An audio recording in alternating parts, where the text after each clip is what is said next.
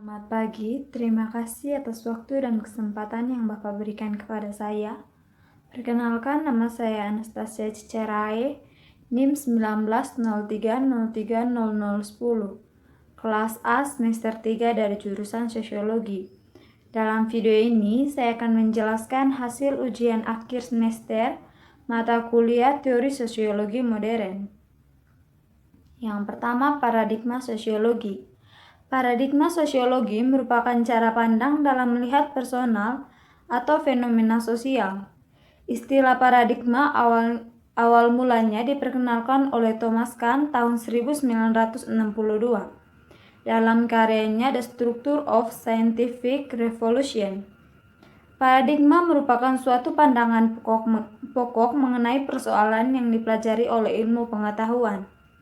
Secara sederhana, paradigma yang juga dipahami sebagai cara pandang ilmuwan dalam melihat suatu persoalan. Konsep paradigma dipopulerkan dalam sosiologi oleh Robert tahun 1970 melalui karyanya Sociology of Sociology. Paradigma fakta sosial. Paradigma fakta sosial ialah cara pandang yang meletakkan fakta sosial sebagai suatu yang nyata dan ada di luar individu, di luar self, di luar subjek. Penekanannya ialah fakta sosial memiliki realitas sendiri. Garis besar paradigma ini terbagi menjadi dua, yaitu struktur sosial dan institusi sosial. Struktur sosial dapat dicontohkan seperti kelas, kasta, dan strata sosial. Institusi sosial misalnya nilai, norma, peran, dan posisi sosial. Teori struktural fungsional dan teori konflik dikategorikan oleh Richter ke dalam paradigma ini. Sosiolog yang mewakilinya antara lain Durkheim dan Marx. Paradigma definisi sosial. Paradigma definisi sosial ialah cara pandang yang menekankan bahwa realitas sosial bersifat subjektif. Eksistensi realitas sosial tidak terlepas dari individu sebagai aktor yang melakukan suatu tindakan. Struktur sosial dan institusi sosial dengan demikian dibentuk oleh interaksi individu melalui paradigma ini. Tindakan sosial berusaha untuk dipahami dan diinterpretasikan secara subjektif. Paradigma perilaku sosial. Paradigma perilaku sosial ialah cara pandang yang memusatkan perhatian pada hubungan antara individu dan lingkungan. Realitas sosial merupakan realitas objektif yang dibentuk melalui perilaku-perilaku pelaku yang nyata dan empiris. Tingkah laku individu yang berinteraksi dengan lingkungannya merupakan bentuk dari realitas sosial itu sendiri. Teori sosiologi sejatinya dinamis dan tidak sempurna pada dirinya. Realitas sosial yang selalu berusaha menuntut teori untuk menyesuaikannya. Teori-teori tersebut pada dasarnya juga merupakan cara pandang terhadap realitas sosial. Teori kritis. Teori kritis merupakan teori sosial yang menekankan pada analisis kehidupan sosial secara menyeluruh dengan orientasi terciptanya transformasi sosial. Implementasi teori ini tidak diarahkan kemana-mana, melainkan untuk mendorong adanya perubahan sosial masyarakat. Perubahan sosial yang dimaksudkan adalah terciptanya masyarakat yang terbebaskan, adil, mandiri dari dominasi kultural serta ideologis.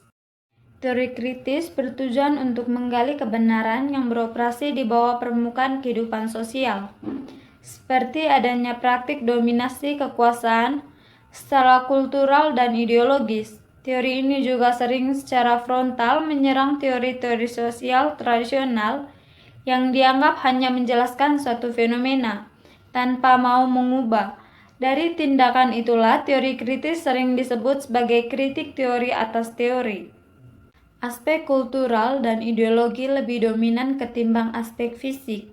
Salah satu bentuk eksploitasi kapitalistik yang sering dijadikan contoh adalah televisi, yang menjadi hiburan kelas pekerja. Seharian, para pekerja menjual tenaganya di tempat kerja. Saat pulang ke rumah, mereka menonton televisi sebagai hiburan sampai tidur di malam hari, dan paginya melanjutkan kerja lagi. Acara di televisi merupakan industri kultural, yang merupakan bisnis mencari untung dengan menjual rating atau jumlah penonton kepada pengiklan. Seringkali tanpa sadar, para pekerja sebenarnya dieksploitasi lagi malamnya. Bukan sebagai pekerja, melainkan sebagai penonton. Fenomena tersebut bisa dijelaskan oleh teori kritis sebagai sebuah bentuk dominasi oleh mereka yang mencari untung dari pekerja dan penonton. Teori ini berupaya mengungkapkan kebenaran di balik drama kehidupan sosial yang tampak normal. Teori postmodern atau postmodernisme merupakan sebuah gerakan intelektual yang lahir sebagai respon terhadap beberapa tema yang dikemukakan oleh kaum modern atau modernis yang diartikulasi pertama kali selama masa penjajahan. Teori wacana. Istilah wacana sering dipahami sebagai suatu gagasan umum bahwa bahasa ditata menurut pola-pola yang berbeda yang diikuti oleh ujaran para pengguna bahasa. Ketika mereka ambil bagian dalam domain-domain kehidupan sosial yang berbeda, misalnya dalam domain wacana medis dan wacana politik. Dengan demikian, analisis wacana merupakan analisis atas pola-pola tersebut. Analisis wacana bukanlah sekedar satu pendekatan tunggal, melainkan serangkaian pendekatan multidisipliner yang bisa digunakan untuk mengeksplorasi banyak domain sosial yang berbeda dan berada dalam jenis-jenis kajian yang berbeda. Teori postkolonialisme. Teori postkolonial terkait dengan konsep utamanya, yaitu persoalan relasi yang berbentuk dominasi subordinasi.